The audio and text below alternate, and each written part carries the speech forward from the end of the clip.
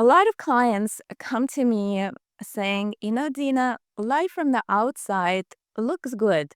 I have great kids, I have a spouse, I have a job, everything is going well. But then there is this weird underlying tension, like I can never relax. It feels like the moment I relax, something is going to go wrong. So I have to always be on. I always have to pay attention to what's happening. There's this tightness in my body, and there's this in the back of my head, these constant thoughts that seem to come out of nowhere.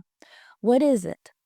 And when I read their energy, a lot of times what I will see is a lot of energy in their first chakra, which is in the hip area. And what that area is about, it's about our relationship to the society we live in. It's our relationship to the tribe, it's our relationship to the family. So it's our relationship to other people.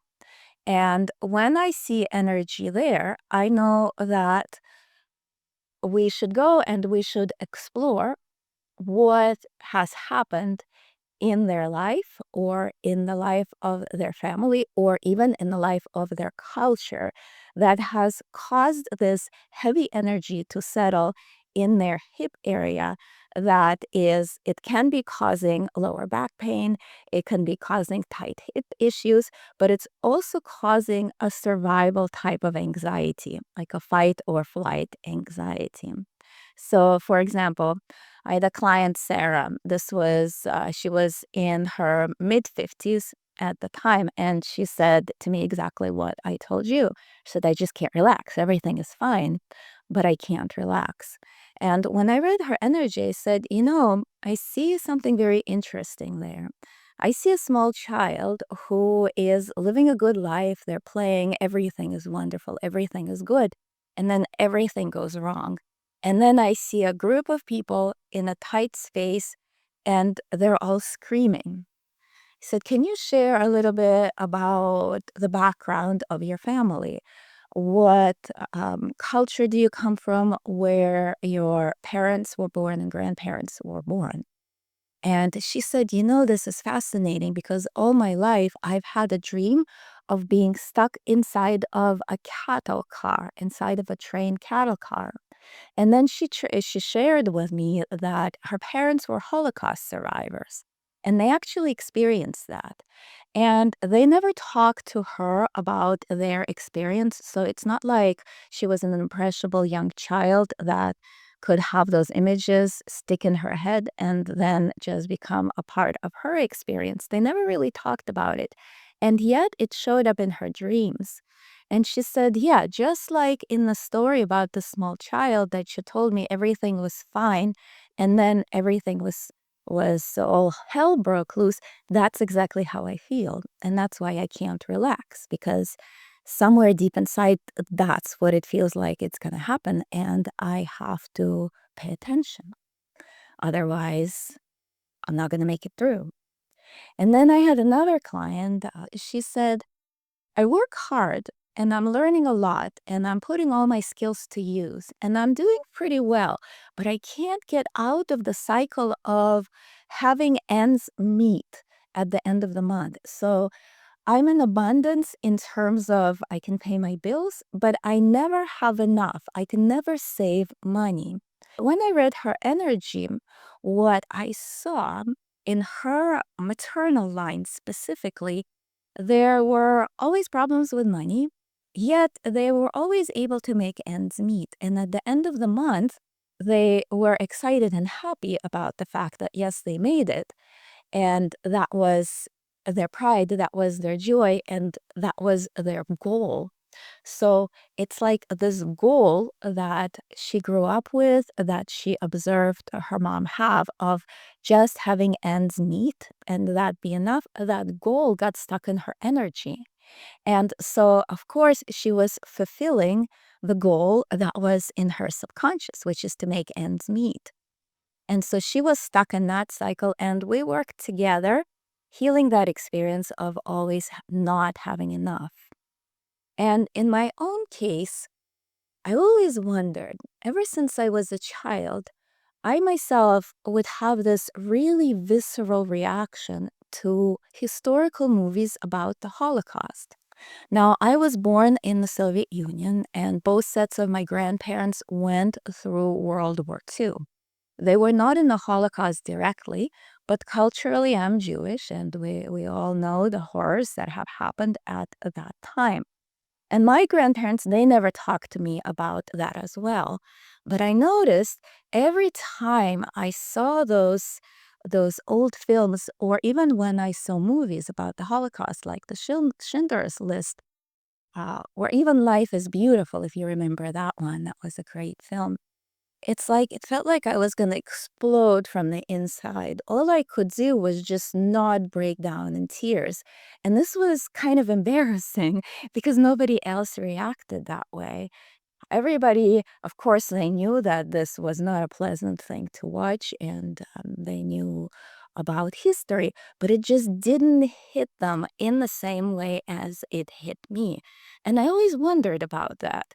I thought maybe there's something wrong with me. Maybe I'm crazy.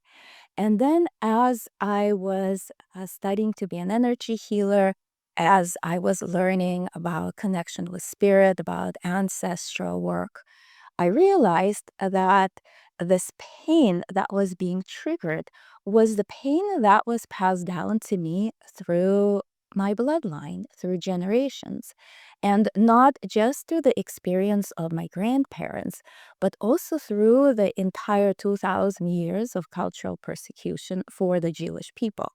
And even though my life has been pretty good, I've had loving parents, I grew up in a safe space. I was very lucky. And yet, culturally and ancestrally, there was always this tension, this pain, this fear. When I realized that this was not mine, that this did not belong to me, this was actually an incredible revelation of freedom. Because even though, yes, it was passed down to me, even though, yes, it is in my energy body, it's not mine. And being not mine, meaning having not gone through that experience with this body, this type of energy was fairly easy to clear. And the way to clear it is to go back and to send love and healing to those ancestors that have suffered. And you don't have to know exactly who those ancestors were. Sometimes I've seen family trauma go back many, many generations. They've never met those people. I see this a lot in my clients of Irish descent whose ancestors came to the US during the 19th century, during the potato famine. It was not easy for them. And I also see with them specifically in their first chakra. I also see a lot of energy there, and it has to do with issues of worthiness. And again, we look back at their family history and we see the struggle, we see the pain that they went through, and this pain got transferred to them. Now, this field that I'm talking about is actually very well known in science. It's called epigenetics. Epigenetics talks about how genes express themselves. And the idea is that, yes, we have genes, physical genes that are passed to us through our parents, but we also have energy or memories of experiences that our family members, those who share our blood, experienced before us. We also have this big database that gets passed down to us. And this is a beautiful thing because this is a gift that nature gave us that helps us survive. Imagine if we were just born a blank slate without all this wisdom, without all this knowledge that comes to us from the past. We would have fewer tools to deal with life. Now, at the same time, we would also have fewer problems. But all of these things, they're part of us, they're part of our heritage. But they don't have to stay the way that they were given to us. Because even though the biology creates us in a way so the experience of the past does get passed down to us so that we're better able to survive. What nature doesn't always think about, so to speak, is that things change, situations change, and the traumas and the pain that the ancestors in the past have went through, they're not necessarily our current experience. Our body doesn't know that. We have to teach our body that.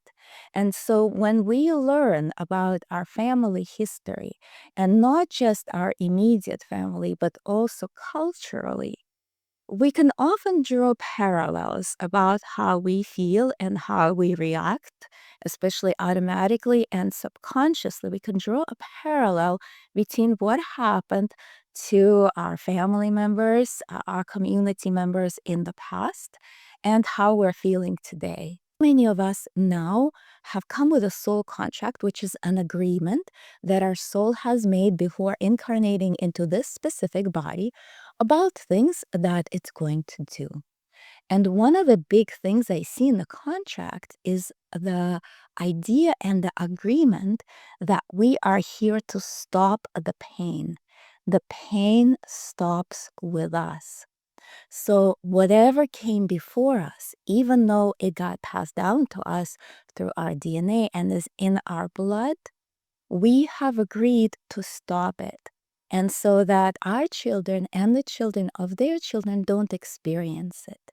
And this is how we change society overall. This is very powerful work. It's not just work to help us feel better. It's not just work so we can have more money, so that we can relax, so that we can enjoy life. It's so that those who come after us are not born with that, and that we can contribute to building a new society, a society that does not necessarily have to come from pain, a society that can start from a position of spirit, a position of love, a place of peace, and a place of hope. What I want to share with you is a very simple process or an experience where you go back in time to either those family members that you know that have experienced incredible trauma, or to your culture, to your heritage, that you know a bit of a history of that have also went through turmoil, and we can send peace and love to them. When we do that, when we send healing and peace and love to those who came before us, because in the universal sense, time is not linear, it resets it for us. And in essence, it becomes as if we were born into a family that never experienced that. And close your eyes. We're going to do a very short guided meditation where we will send love to those who came before us. We will send gratitude to them for having been born, for having experienced what they have experienced. We will acknowledge that this wasn't easy for them, and we will free them of the pain that got written in their DNA and got passed down to us, and then that will free us as well. Imagine in front of you a screen, a big movie screen, and there's a movie of it about you and your family. And this movie is playing backwards. If you think about those old movies that were on a roll of film that used to spin this way and play the film, now it's spinning backwards. And so you are going back in time. You're becoming younger and younger. And now you're a small child. And now you're inside the womb of your mom. And then your mom is becoming younger and younger. And then she becomes in the womb of her mom. And at one point, maybe it has already for you, this film will stop. And you will end up right in the place where you are to send healing right now. You may end up with a vision of your mom or of your grandma or even of your dad and his parents. Or you may see people wearing clothes from the 1920s, for example, or from the 19th century. Or the film keep going backwards and backwards and backwards to the Middle Ages. Do not be attached exactly to where that film stops. Just let it stop. Wherever it stops, that is where it's meant to be. Just observe what you see on the screen. Whether you see somebody you know or people you don't know. Maybe they're just there looking at you. Maybe they're doing things. Maybe they're sharing a story. Take your attention to your heart center. And from that heart center, visualize pink light going out from your heart to them. And through that pink light, send them your love. Send them your gratitude. It doesn't matter whether this particular person has caused you pain. It doesn't matter what they have experienced.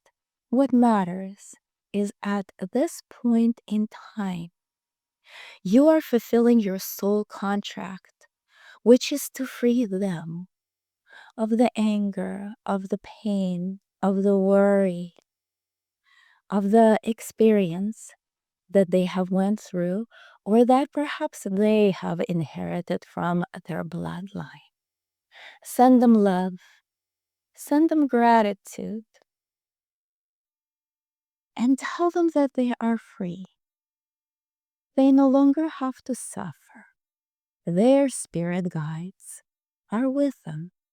And the same way as your spirit guides are with you right now. And these spirit guides too are here helping you. They are sending their energy to the person or people in front of you. Your spirit guides are sending them love. Their spirit guides are sending them love. And as this love spreads through them and all around them, feel them coming apart, like pixelating into small bits and slowly, slowly disappearing, slowly releasing. It's kind of like when you watch a movie about a person who becomes a ghost and then they disappear. First, they're solid, and then they become see through, and then they spread into little pieces, and then they're there no more. And this is exactly what is happening to the pain and the trauma that those who came before you are carrying. It is free. They are free. They're no longer stuck in that pain loop. Their spirit is connected to source, and their suffering is no longer needed. You no longer need it. You are not them. The life that you live is not the life that they have lived. And so you, yourself, are also free of that. And more than that, you have just fulfilled an agreement that your soul has made before coming into this existence to stop the pain so that you and those who come after you can be free and can enjoy life and can build a new world, a new society. And whenever you're ready, go ahead and open your eyes.